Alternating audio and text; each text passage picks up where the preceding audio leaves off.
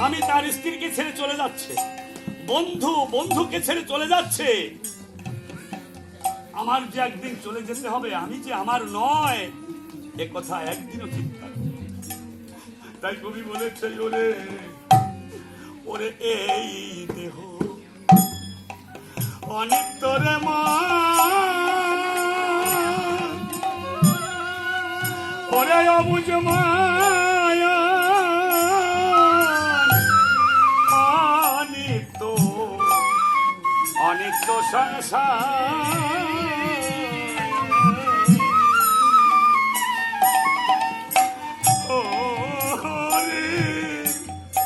ওরে এই পঞ্চভূতি কি দেহ, এই দেহ শুধু মায়ার অধিকার রে।